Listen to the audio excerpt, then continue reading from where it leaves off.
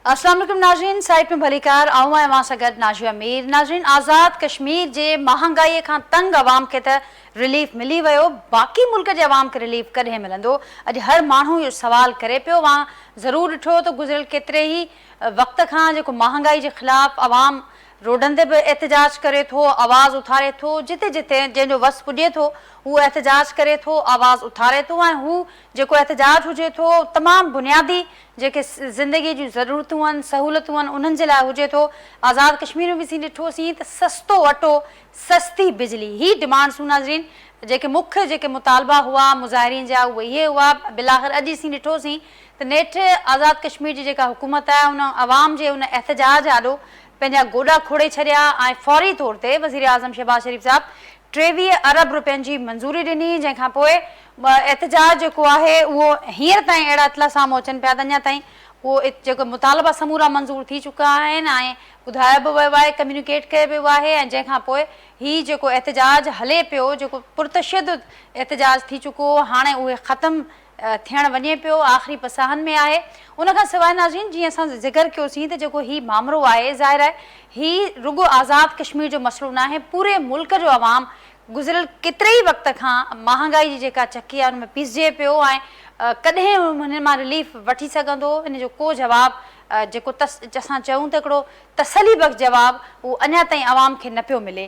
त हिन वक़्तु जेका अॼु सूरत हाल पैदा थी आहे, अॼु इहो वरी सुवालु उथे पियो। असीं बि ज़रूरु इहो सुवालु रखंदासीं पंहिंजे एक्सपर्ट पैनल आॾो त बाक़ी मुल्क जे लाइ जेको रिलीफ वारो सिलसिलो आहे उहो केसि ताईं थी सघंदो? छा बाक़ी मुल्क जे आवाम खे बि एहतजाज लाइ साॻियो रस्तो इख़्तियार करिणो पवंदो? पर असीं ॾिसूं पिया इहो त रुॻो आज़ाद कश्मीर में एहतजाज असांखे नज़र न आयो आहे। आज़ाद कश्मीर खां चमन ताईं हर पासे बेचैनी आहे, हर पासे एहतजाज आहे, हर पासे गैर यकीनी आहे। किथे उन एहतजाज जे सॾ खे वर्णायो पियो वञे ऐं किथे असां ॾिसूं था माण्हू बदस्तूर एहतजाज कंदा रहनि था, पर अञा ताईं को रिलीफ जो को आसिरो उनखे नज़र न पियो अचे। ॿिए पासे असां ॾिसूं था त नाज़रीन नए माली साल जे बजट जी तयारियूं शुरू थी चुकियूं आहिनि ऐं IMF सां जेके अहम जेके डॉक्यूमेंट्स आहिनि उहे पिणु एक्सचेंज कया विया आहिनि। बजट में छा छा हूंदो, अहम हदफ़नि ते ॻाल्हि ॿोल थी चुकी आहे।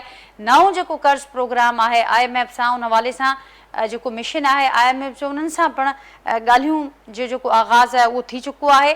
उन समेत नाज़रीन जेका ॿी हिकिड़ी डेवलपमेंट नज़र अचे पई, सिंध जे वॾे वज़ीर सैयद मुराद अली शाह साहिबु, अव्हांखे यादि हूंदो त जेको मंशूर जॾहिं पीपल्स पार्टी ॾिनो हो इलेक्शन खां अॻु, त उन में हिकिड़ो नुक़्तो शामिलु हो जंहिं ते तमामु घणो डिबेट बि थियो ऐं बाद में बार बार उनजी जेका दावा जे हवाले सां बार बार पुछो बि वियो त छा हिन दावा ते अमल बि करे सघंदी ही हुकूमत, छा ही वाइदो पाड़े बि सघंदी? बहरहाल हिकिड़ी दावा कई आहे सिंध सरकार त 300 यूनिट मुफ़्त बिजलीअ ते असीं कमु शुरू करे चुका आहियूं, कमु हले पियो, कमु हलंदड़ आहे इन मनसूबे ते।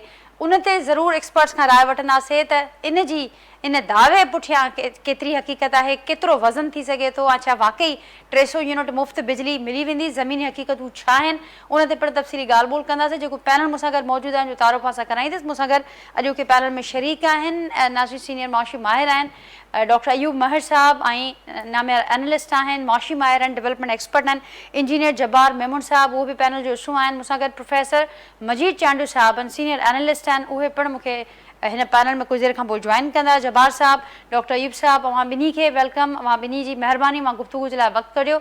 अयूब साहब, गुफ्तगू का आगाज़ आपसे करती हूँ।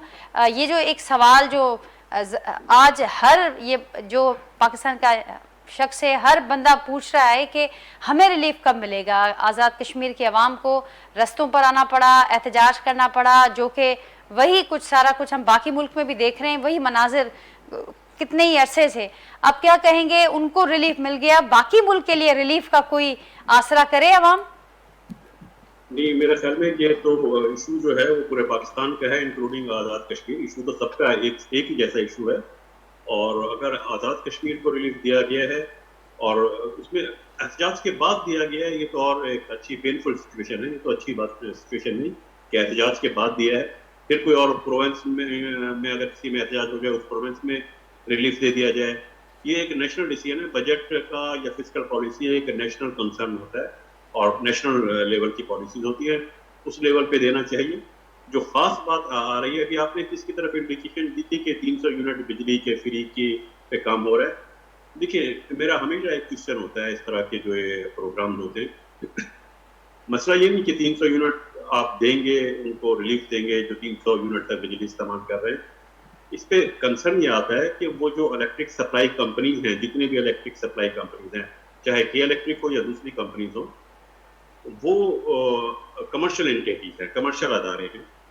जब वो 300 यूनिट एग्जेम्प्ट करते हैं, फ्री बिजली देते हैं, तो उनको सब्सिडीज दी जाती है ना, उनको तो फिर गवर्नमेंट जाहिर है कंपनसेट करेगी। वो अपनी पॉकेट से तो नहीं देते, वो गवर्नमेंट उनको 300 यूनिट की पेमेंट करेगी। तो वो एक एस्टिमेट होता है कितने लोग ऐसे हैं, कितने घराने ऐसे हैं जो 300 यूनिट से कम बिजली यूज कर रहे हैं, उनका टोटल अमाउंट एक साल के अंदर कितना बनेगा एक साल में।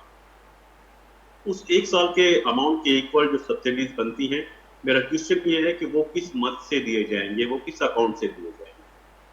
क्या उसके लिए कोई नया टैक्स लगाया जाएगा, कि पहले ही तो डेफिसिट में है ना। अगर डेफिसिट में है तो ये पैसे कहाँ से आएंगे, ये बड़ा एक क्वेश्चन मार्क है। क्या वो कोई नया टैक्स लगाया जाएगा, या जो 300 यूनिट से ज्यादा बिजली कंज्यूम करने वाले हैं, क्या उनका रेट बढ़ा दिया जाएगा, कहाँ से ये कंपनसेशन की जाएगी, वो क्वेश्चन ज्यादा इंपॉर्टेंट होता है। जब तक वो ना हो तो ये आधी बात होती है, इनकम्प्लीट बात होती है, ये पॉलिसी नहीं कहलाती, फिर ये स्लोगन कहलाता है, ये पॉलिटिकल स्लोगन होता है। तो वो एक चीज करनी है। दूसरा, जहाँ बाकी चीजों की जो महंगाई का ताल्लुक है, सरप्राइजिंगली अब 2 मरतबा ऐसा हो रहा है, एक इस मरतबा और इससे पहले जब IMF के एग्रीमेंट साइन हुआ था पहला, और अब जब हो रहा है, सरप्राइजिंगली ये है कि IMF खुद अब एक चीज को इंडिकेट कर रहा है कि पाकिस्तान की जो इकोनॉमिक और पॉलिटिकल स्टेबिलिटी है, उसको महंगाई से खतरा है। महंगाई की वजह से इंस्टेबिलिटी हो सकती है। तो जो उनकी IMF की अपनी प्रेडिक्शन है अनएम्प्लॉयमेंट रेट के बारे में, GDP ग्रोथ के बारे में, इन्फ्लेशन रेट के बारे में, वो फिर टारगेट्स हैं या जो एस्टिमेट हैं, वो डिस्टॉर्ट हो सकते हैं। वो खुद IMF ने वो खदशा शो किया है, कंसर्न शो किया है। अब अगर IMF को पता है कि ये महंगाई एक इम्पोर्टेंट कंसर्न है, तो क्वेश्चन ये है कि महंगाई के बढ़ाने के जो रीजन बन रहे हैं, उसमें कुछ रीजन बिल्कुल ऐसे हैं डायरेक्टली जो IMF से कंसर्न है। अगर IMF टैक्स बढ़ाने की बात करता है, और अगर कोई इनडायरेक्ट टैक्सेस की बात करता है, तो इनडायरेक्ट टैक्स तो डायरेक्टली प्राइस एक्सेलरेशन करते, वो तो डायरेक्ट महंगाई बढ़ा देते हैं। इवन अगर डायरेक्ट टैक्सेस में भी अगर आप रिटेलर्स पर टैक्स लगाते हैं, इंडिविजुअल पे टैक्स लगाते हैं, तो वो ट्रांसफर हो जाता है हमारे यहाँ, वो डायरेक्ट टैक्स पे ट्रांसफर हो जाता है, बाकी चीजें भी महंगी हो जाती हैं। इसी तरह इंटरेस्ट रेट, कहते हैं कि ये इन्फ्लेशन को कंट्रोल करने के लिए, मैं कहता हूँ ये वन ऑफ द कॉज है पाकिस्तान के केस में। पाकिस्तान के केस में ये वन ऑफ द रीजन है इन्फ्लेशन क्रिएट करने का। इससे कॉस्ट ऑफ प्रोडक्शन महंगी हो जाती है, डूइंग बिजनेस महंगी हो जाती है, तो वो ये तो खुद इन्फ्लेशन क्रिएट करता है। इससे डिमांड ठीक है, प्रेशर कम हो जाता है एसेट्स की प्राइस पे, लेकिन कंज्यूमर प्राइसेस पे तो ये इंक्रीज करता है, इन्फ्लेशन क्रिएट होता है।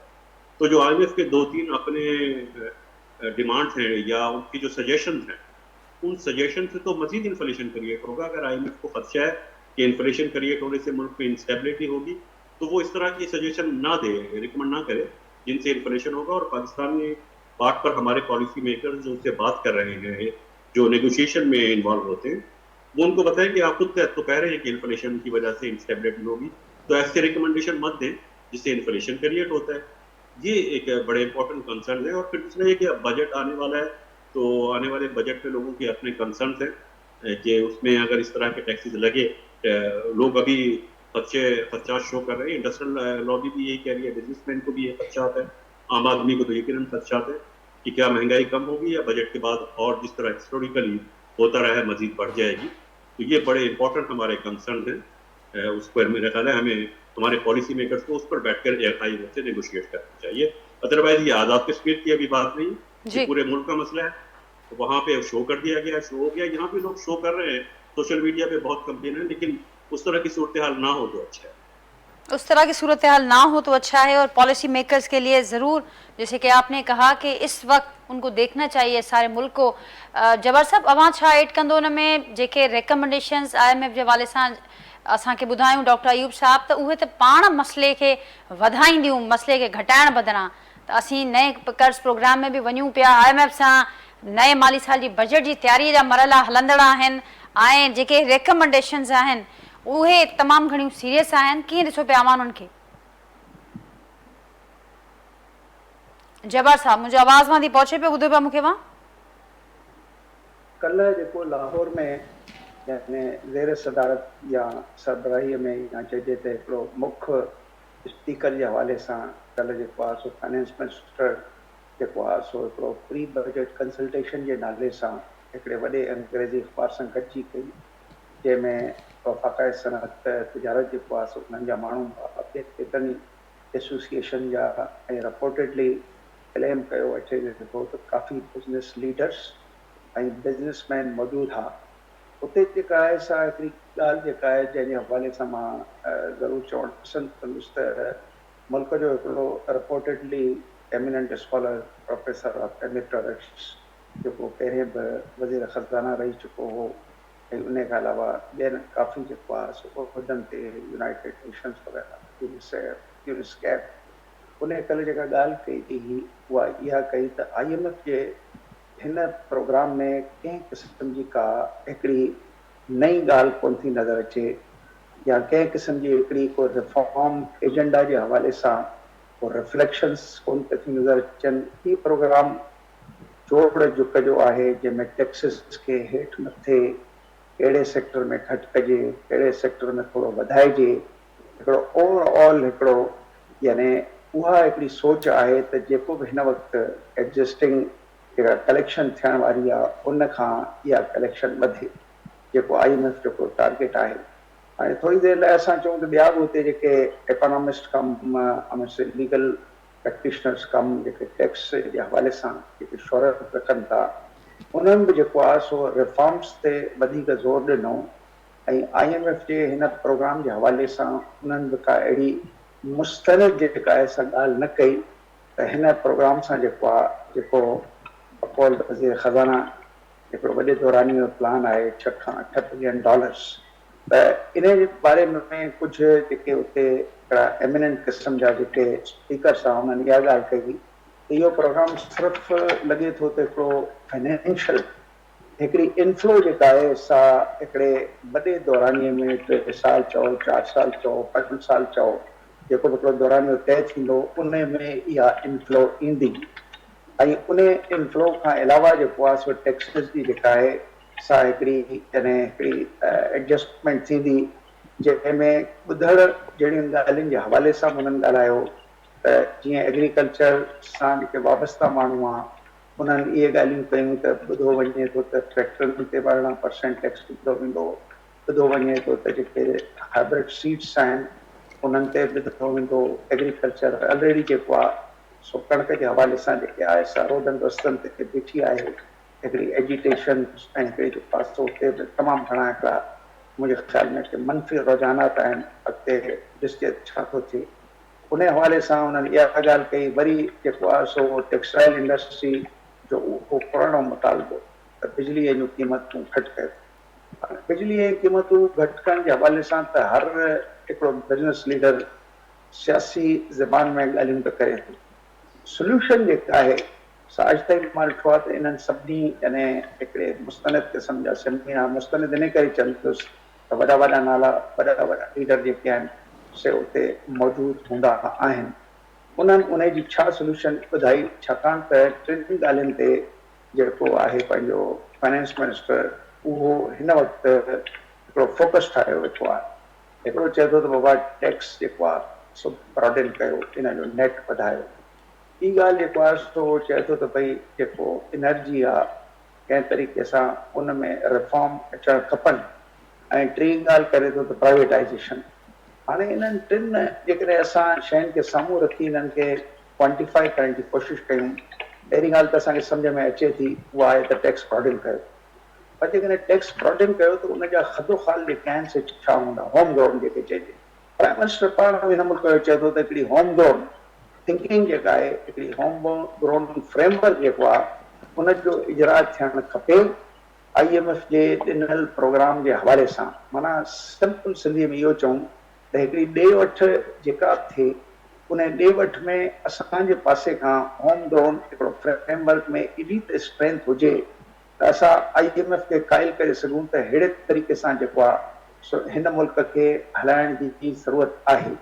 हाणे इहे ॻाल्हियूं जेके आहिनि से उन खां पोइ जेके ॻाल्हियूं ॿियूं साम्हूं आयूं आहिनि उहो जेकॾहिं प्राइवेटाइज़ेशन कमीशन जे हवाले सां ॻाल्हि थो करे त अञा ताईं प्राइवेटाइज़ेशन कमीशन में साम्हूं हिकिड़ो PIA पे थी अचे ऐं उन खां अलावा ॿी का बि शइ अहिड़ी कोन पई थी नज़र अचे जंहिंमां मां सम्झां थो त कुझु मां हाणे ॻाल्हियूं थो कयां नेट जे हवाले सां कि नेट असां वटि केतिरो ईंदो जेकॾहिं ग्रॉस में असां उहो नेट जेको बचे उनखे माइनस कयूं उनखे एडजस्ट कयूं त कुझु बि कोन्हे हथ ई जेको आहे ॾियण वठण जे बजाए ॾियणा पवंदा हाणे उन PIA जी निष्कारी जेका आहे उन सां छा थियण वारो आहे घटि में घटि हिकिड़ो मुनज़म या इंतिज़ामी हवाले सां त माण्हू चई सघे थो त कुझु बहितरी ईंदी छाकाणि त सरकार जे सरपरस्ती में हेल ताईं जेके बि इदारा हलिया आहिनि उन्हनि तमामु बैडली परफॉर्म कयो आहे हुकूमत थोरी देरि लाइ बजाए जो जेको आहे सो उन्हनि माण्हुनि खे अकाउंटेबल ठाहे जिन इन तबाही जे किनारे आंदो आहे केरु पिया हलाइनि इहे सरकारी इदारा अमोरा पिया हलाइनि केरु पिया हलाइनि उन्हनि जी सरपरस्ती कंदड़ जेका पॉलिटिशियन्स आहिनि उहे पिया हलाइनि हाणे उन्हनि जी जेका सघ आहे हिकिड़ो मां घणो टेक्निकलिटीज़ में नथो वञा कंहिं ज़माने में इहा ॻाल्हि थी त सॉवरेन फंड ठाहियो जीअं सिंगापुर वग़ैरह आहे इन्हनि खे पार्क कंदा वञो हुते पोइ ॾिसो कहिड़ा ॿाहिरि निकिरी करे हलण जोगा आहिनि कहिड़ा न आहिनि कहिड़नि खे कहिड़े तरीक़े सां मर्ज कयो वञे मिलाए जुलाए कयो वञे त इहा सॼी हिकिड़ी हिकमत अमली आहे जंहिं हिकमत अमलीअ खे मुंहिंजे पंहिंजे ख़्याल में अञा ताईं को वेबसाइटुनि ते हिकिड़े कंसल्टेशन लाइ जंहिंमें डॉक्टर अयूब मर जहिड़ा माण्हू जेके आहिनि से उन कंसल्टेशन प्रोसेस जो हिकिड़ो हिसो थी सघनि था उन हवाले सां बि का ॻाल्हि जेका आहे सा साम्हूं न आई आहे हाणे जेकॾहिं असां थोरी देरि लाइ वापसि अचूं त energy reforms so energy reforms जेके आहिनि से रुगो रिफॉर्म्स जूं ॻाल्हियूं कनि था एनर्जी रिफॉर्म्स में जेको आहे सो उनजे पोयां बि ख़राबियूं आहिनि हिकिड़ी करप्शन आहे इन सॼे एनर्जी महकमे में ॿी जेका आहे उहा आहे इनएफिशिएंसी टी आहे त नेपरा जो वॾनि वॾनि ताक़तवर पार्टियुनि सां सचो बंदि करणो जंहिंमें के इलेक्ट्रिक जो मां नालो वठंदुसि बिल्कुलु त के इलेक्ट्रिक जो उन में शामिल आहे उन खां पोइ जेके पुराणा प्लांट्स आहिनि जिन खे हाणे बंदि थियणु खपे उन्हनि खे कंहिं न कंहिं तरीक़े सां हुकूमत जे सरकार सां नेपरा जेको आहे सो उन्हनि खे लाइसेंसिस इशू करे थी बजाए जो बिजली जे अघनि खे जेको कल्ह नेपरा जे साबिक़ चेयरमैन इहो साॻिए लाहौर वारे उन में कॉन्फ्रेंस में इहा ॻाल्हि कई आहे त बिजली जो अघु त आहे 26 रुपया हिन वक़्तु उन में जेको आहे सो 47% उन में एड कयो टैक्सिस खे इहो जेके ज़िमेदारियूं आहिनि लॉसिस जूं उन्हनि खे ॿिए पासे रखो हाणे थोरी देरि लाइ जेकॾहिं पाण हुकूमत या नेपरा वग़ैरह पंहिंजे स्टेट ऑफ इंडस्ट्री अफेयर आहिनि ॿियनि में इहे ॻाल्हियूं करे थी बाबा जेको आहे सो तमामु सूरत हाल जेका आहे सा एनर्जी सेक्टर जी ख़राबु आहे त पोइ शुरू कयूं त असां जेको आहे सो जनरेशन खां लॉसिस खां वठी जनरेशन जा लॉसिस मां अहिड़े तरीक़े सां डिफाइन कंदुसि त तव्हांजा इनएफिशिएंट प्लांट जेको 1000 मेगावाट ते हुजे ऐं हुन खां थोरो वधीक एफिशिएंट प्लांट जेको 1000 मेगावाट ते हुजे ॿिन्हिनि जे यूनिट ऑफ जनरेशन ऑफ इलेक्ट्रिसिटीअ में वॾो फ़र्क़ु हूंदो आहे कराची में जेको बिन कासिम प्लांट आहे के इलेक्ट्रिक जो टपाल आहे गुल अहमद आहिनि इहे 50 रुपए में जेको आहे सो ॿिनी यूनिट पैदा जनरेट कनि ऐं के इलेक्ट्रिक जेको आहे सो उन मद में हिकिड़ो यूनिफॉर्म टैरिफ जे हद में हर ॿिए ॾींहुं तव्हां अख़बारुनि में पढ़ंदा हूंदव 30 अरब रुपया सब्सिडी मंज़ूर थी 40 अरब रुपया सब्सिडी मंज़ूर थी वरी नेपरा में जेके पिटीशन वञनि थियूं हाणे रिफॉर्म्स जी थो ॻाल्हि कयां उहे पिटीशन हज़ार पेजिस ते आहिनि माण्हुनि खे चयो थो वञे हिकिड़े ख़ासि ॾींहुं 2 कलाकनि लाइ अचो ऐं पंहिंजी राय ॾियो मूंखे ॿुधायो त डॉक्टर अयूब मार जहिड़ो हिकिड़ो पढ़ियल लिखियल माण्हू खे बि जेकॾहिं 1000 पेज ॾिना वञनि त हुन ते उहो रिएक्शन ॾे 15 ॾींहं त रुॻो डॉक्टर साहब खे लॻंदा त मूंखे 15 ॾींहं त ॾियो मां पढ़ां ऐं कुझु ते रिएक्शन जवाब साहब डॉक्टर अयूब साहब का रिएक्शन वठी था छॾियूं हुन मामले ते अयूब साहब बड़े तफसील से जब्बार साहब ने ज़मीनी हक़ाक़ बताए सारी बातों के सोल्यूशन बेस्ड अप्रोच नज़र नहीं आ रही किसी भी फ्रंट पर हम देख रहे हैं कि मसाइल का एक अंबार है लेकिन सोल्यूशन बेस्ड अप्रोच पॉलिसी क्यों नहीं नज़र आ रही लेकिन नाजिया सोल्यूशन बेस्ड का इस मरतबा इम्पोर्टेंस बहुत ज़्यादा मैं समझता हूँ क्योंकि आप देखिए ऊपर लेवल पर हुकूमत की जानिब से भी और पॉलिटिशियन की जानिब से भी एक चीज़ बार बार मीडिया में भी आ रही है और ये एक स्लोगन सा बनता जा रहा है इवन हुकूमती लेवल पर भी कि आखिरी मौका है ये बार बार ये स्टेटमेंट आ रही है ये आखिरी मौका है जी क्या इसके बाद क्या होगा अभी आखिरी मौके से क्या मुराद है हम हमें बताएं ना अगर आखिरी मौका है तो इसका मतलब है फिर सोल्यूशन लाजमी है अब तो लाजमी सॉल्व करना पड़ेगा ना अब अगर सोल्यूशन की तरफ जाते हैं एक तरफ आपका देखें तीनों चीजों का नेक्सस बजट का टाइम आपका आ गया है, आ चुका है। अब बजट नेक्स्ट मंथ में अनाउंस हो जाएगा। IMF का एग्रीमेंट में आप जा रहे हैं, हमें वो उसमें जाना है। शॉर्ट टर्म सोल्यूशन है वो, एक सस्टेनेबल सोल्यूशन नहीं है, लेकिन बहरहाल हमें एक लिक्विडिटी मैनेज करनी है, अपनी फॉरेन एक्सचेंज रिजर्व को बढ़ाना है, उसके लिए जाना पड़ेगा। तीसरा, इस मरतबा जो दो चीजें ऐसी हुई हैं, जो बजट आता था IMF के पास हम जाते थे, लेकिन इस मरतबा देखें दो खास मैं समझ रहा हूँ जो हमें तवज्जो देनी होगी, ड्रास्टिक इंडिकेटर है। पहली चीज ये है कि हम सोल्यूशन के लिए, एक टेम्परेरी सोल्यूशन के लिए कर्ज पर इन्हिसार करते रहे। कभी स्कूप बॉन्ड से हम बड़े खुश होते थे, स्कूप बॉन्ड जारी करके वो सब्सक्राइब हो गए। कभी हम IMF से लोन लेके मुबारकबाद दे रहे होते थे।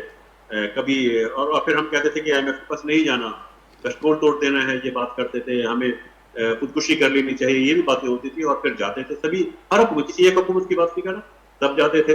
वो एक सोल्यूशन था, हम कर्ज ले लेते थे शॉर्ट टर्म IMF से, और जो लॉन्ग टर्म प्रोजेक्ट है उसके लिए स्कूप बॉन्ड जारी कर दिए, मल्टीलैटरल एजेंसी से लोन ले लिया, वर्ल्ड बैंक से लोन ले लिया। तो वो कर्ज को उतारने के लिए हम कर्ज लेते गए। अब करंट जो सिचुएशन है उसपे ये बना है कि वो पाइल अप होते हुए अब सिचुएशन ये आ गई है कि अब एक क्वेश्चन मार्क आ गया है कि इनके पास इतना डेट हो गया है जो सस्टेनेबल नहीं है, उसकी सस्टेनेबिलिटी पे इशू आ गया। अच्छा, सस्टेनेबिलिटी पे जब हम बात करते हैं, क्या जो इंटरनेशनल रेटिंग एजेंसीज है, मूडी, उसने आपकी रेटिंग जो है वो CCC पर ले आए हैं। CCC का मतलब होता है डेट जो है सस्टेनेबल नहीं रहा है, ये ऑलरेडी बहुत डेट ले चुके हैं, ये कहाँ से पे करेंगे, वो एक क्वेश्चन मार्क लग गया। अच्छा, उस पर मैं देख रहा होता हूँ बाद एनालिस्ट जो कहते हैं कि हर चीज अच्छी जा रही है, लेकिन इस तरह नहीं, इस तरह तो सोल्यूशन नहीं निकलेगा। अगर हम कहेंगे सब सही है तो फिर तो सोल्यूशन किस लिए है, फिर तो सोल्यूशन की जरूरत नहीं है। अक्सर एक ये स्टैटिस्टिक्स दी जा रही होती है कि देखिए हमसे ज्यादा लोन तो जापान ने लिया हुआ है, जापान का डेट टू GDP रेशियो जो है वो 200% से ज्यादा है, हमारा तो 90% भी नहीं है।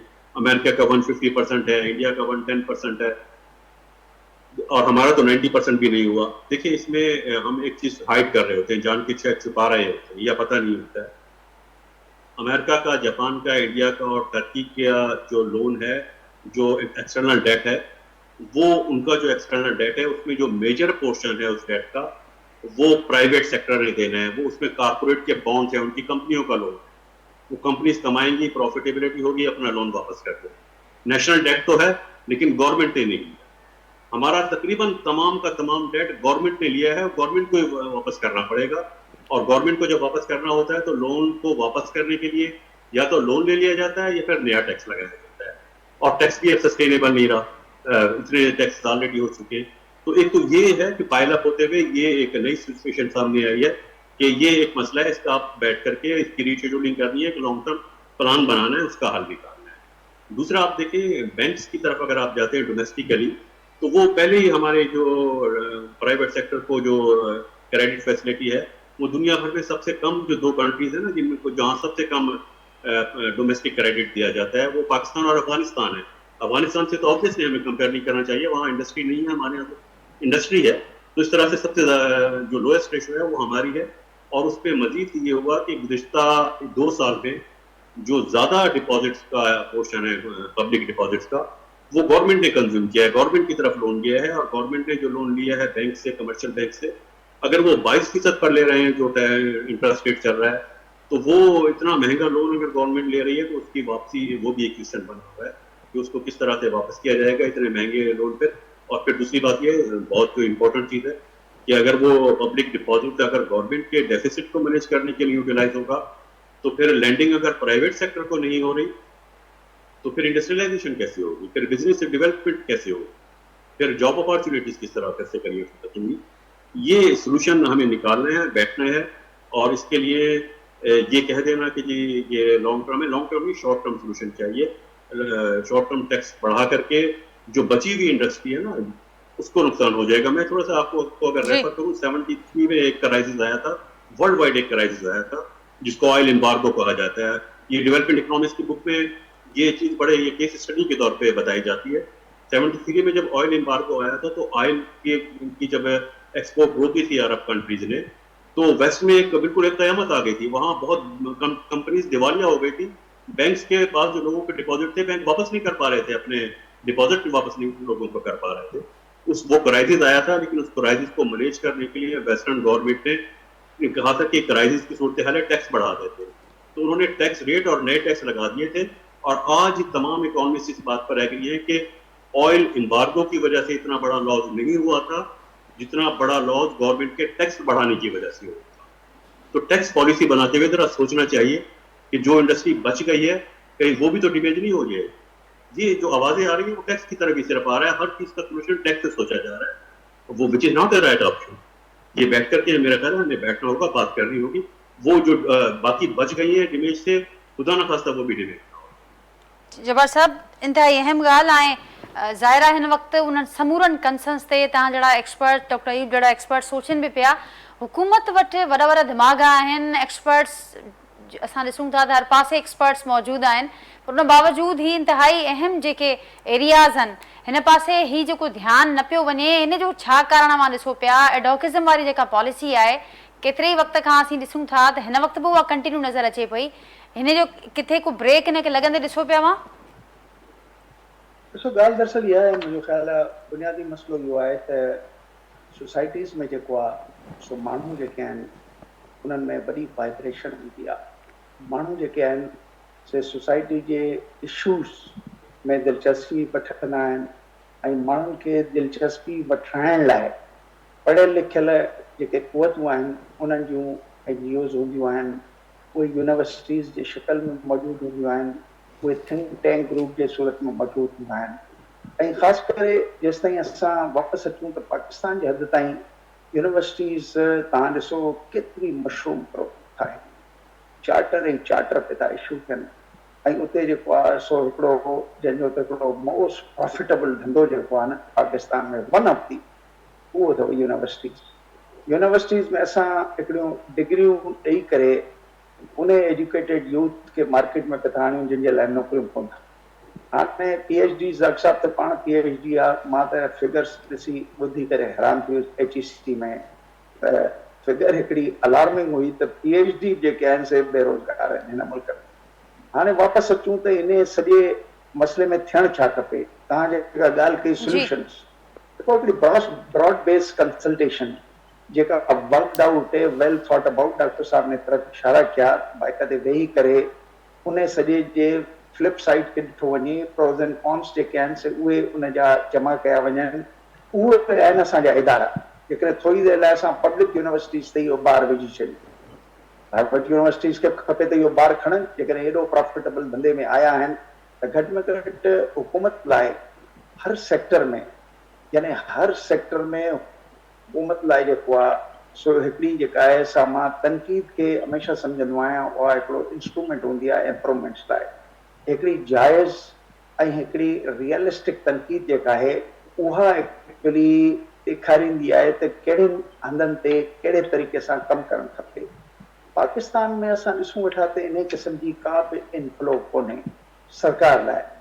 पब्लिक यूनिवर्सिटीज़ जेके आहिनि से हमेशह रुगो हिकिड़ो नॉन डेवलपमेंट डिमांड्स ते हलंदियूं अथव, त पघारूं कोन्हनि, मां नाला नथो चाहियां, पर जेके आहिनि से उहे ॿ महीना किथे पघारूं कोन ॾींदियूं आहिनि। फैकल्टी जेके विज़िटर्स आहिनि उन्हनि खे 6 महीना पघारूं न मिलंदियूं आहिनि। हाणे उते जेको आहे सो मुल्क जे बारे में छा सोचियो वञे थो, ॾिसो जेकॾहिं डिपार्टमेंटनि जूं ॻाल्हि कयूं, मां पॉलिटिकल साइंस जे हिकिड़े सेमिनार में वियो हुउसि, ॿाहिरां जेके आयल माण्हू उन्हनि खे ॿुधी करे मूंखे ईअं लॻो त मां त अॼु पहिरें दफ़ा यानी उहो हिकिड़ी अप्रोच ॿुधी आहे त पॉलिटिकल साइंस बि कंहिं तरीक़े सां हुक्मराननि जे लाइ हिकिड़ो इल्मी क़िस्म जो जेको आहे सो हिकिड़ो इनपुट थी सघे थो।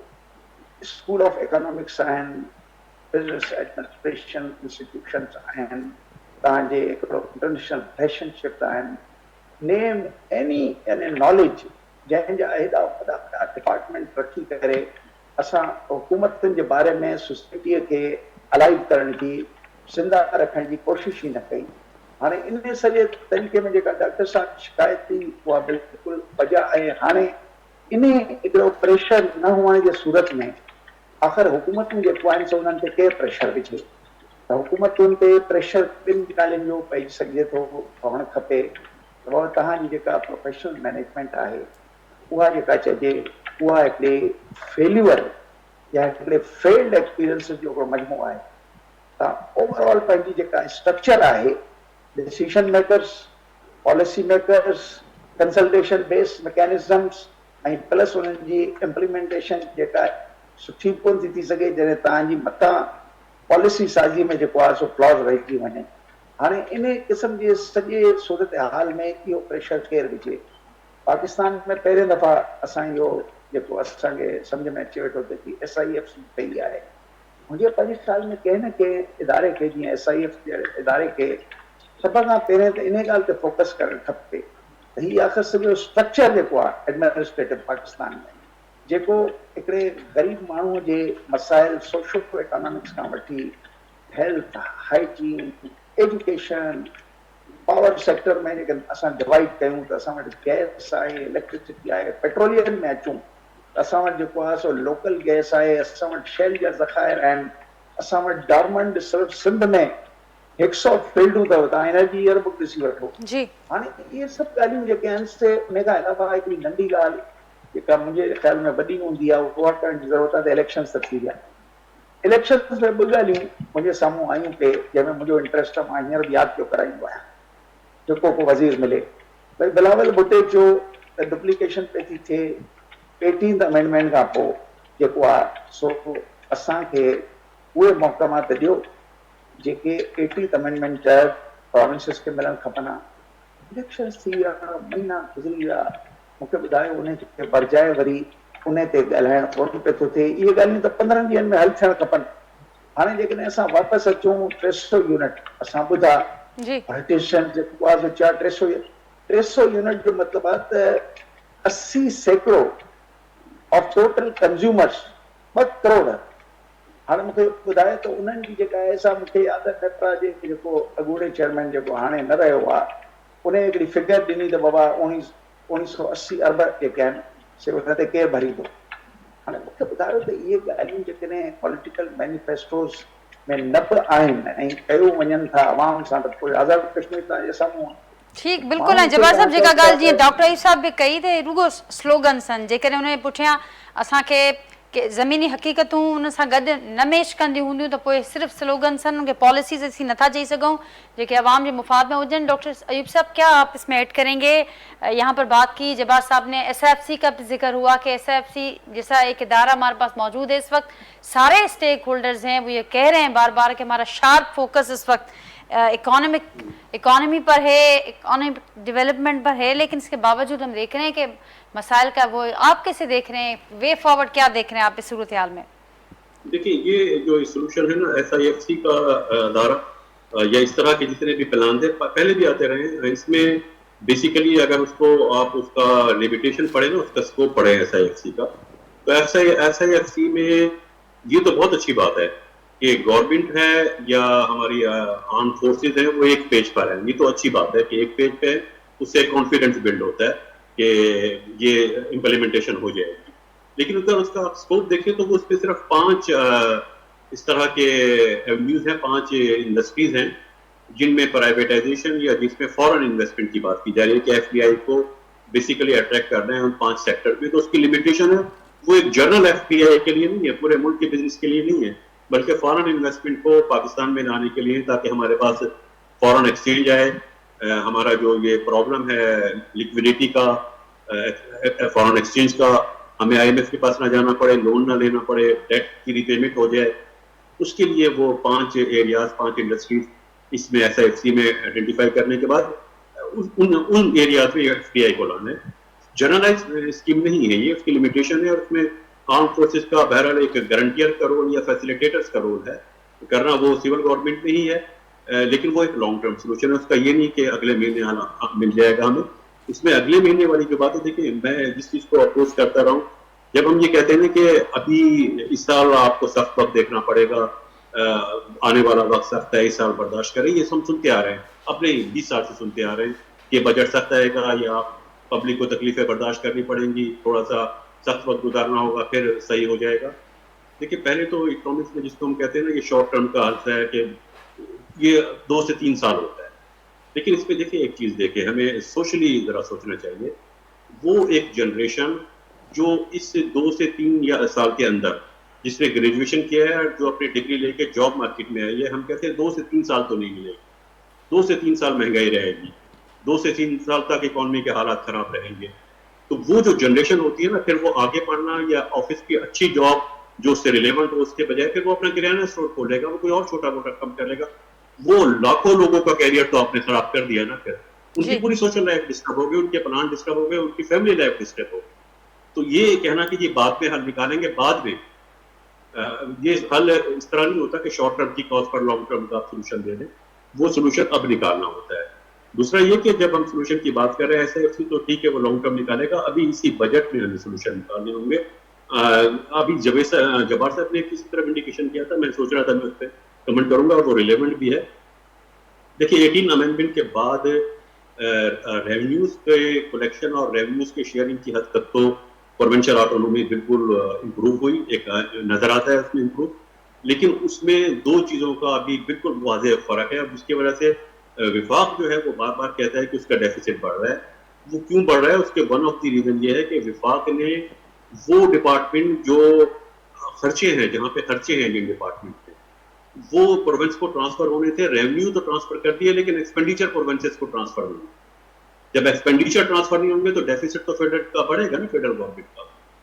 वो कोई पीपल्स पार्टी ने कोई 17 के करीब इस तरह के अदारे आइडेंटिफाई किए हैं, दूसरी किसी पार्टी ने, नून लीग ने कुछ अदारे आइडेंटिफाई किए, जेयूआई ने भी आइडेंटिफाई किए हैं। वो अदारे लगभग लिस्ट में नंबर में इख्तलाफ है, लेकिन वो अदारे बहरहाल फेडरल के पास आज भी मौजूद हैं जो प्रोविंस को ट्रांसफर होने थे। इस तरह से फेडरल गवर्नमेंट का खर्चा कम हो सकता है।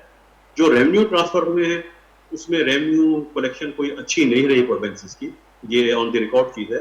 इस पे आईएमएफ ने भी इंडिकेट किया है कि प्रोविंसेस को ट्रांसफर तो किए थे रेवेन्यू, लेकिन प्रोविंसेस प्रॉपर कलेक्शन नहीं कर पाए। सिंध में एक इंप्रूवमेंट जो नजर आई वो एसबीआर की हद तक नजर आई, बाकी दूसरी जगह वहां वो भी इंप्रूवमेंट नजर नहीं आई। एसबीआर की हद तक सिंध में इंप्रूवमेंट नजर आई, एसबीआर पे अच्छी कलेक्शन की गई है प्रोविंस में, लेकिन उसके बावजूद जितनी हो सकती थी वो आइडियल कलेक्शन वो भी नहीं है।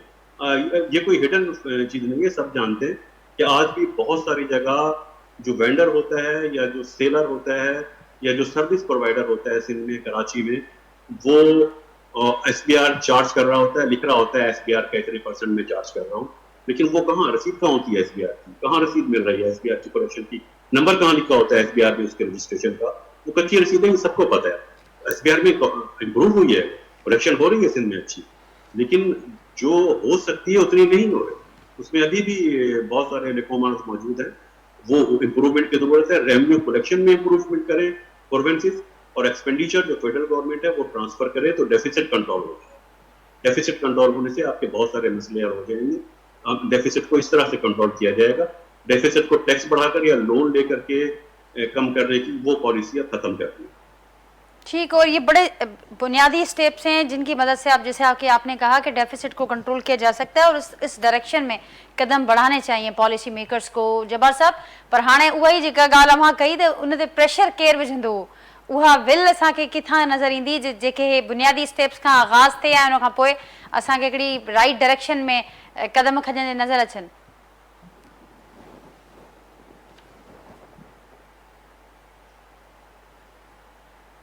जब्बार साहब, अव्हांजो माइक म्यूट आहे, काइंडली अनम्यूट कजोसि। ॾिसो, चयो वेंदो आहे त when reasons fail, people take arms in their hands.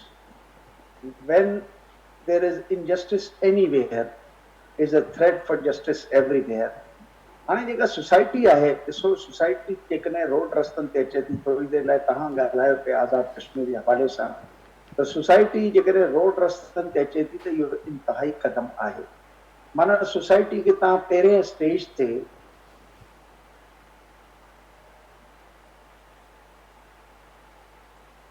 कई जेके आहिनि से माइक्रो इकोनॉमिक पहलू आहिनि। थोरी देरि लाइ जेकॾहिं 20% कंहिं माण्हू ते तव्हां जेको आहे सैलरीड क्लास मां टैक्स जेका आहे उन लाइ बास्केट क्रिएट कई आहे।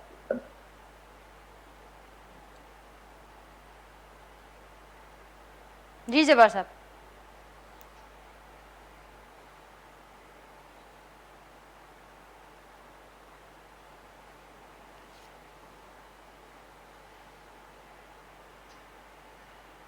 नाज़रीन, जब्बार साहब सां राब्तो मुनक़ते थी वियो, कोशिशि कंदा जब्बार साहब सां राब्तो असांजो बहाल थे। जब्बार साहब जेका ॻाल्हि कनि पिया, अयूब साहब मेरी आवाज़ आप तक पहुंच रही है? डॉक्टर अयूब साहब मेरी आवाज़ आप तक पहुंच रही है? मुझे सुन रहे हैं आप? नाज़रीन, राब्तो मुनक़ते थी वियो आहे। एक्सपर्ट्स असां सां गॾु मौजूदु हुआ ऐं असांजी ॻाल्हि ॿोल थिए पई जेका हिन वक़्तु जेका सूरत हाल असांखे नज़र अचे पई।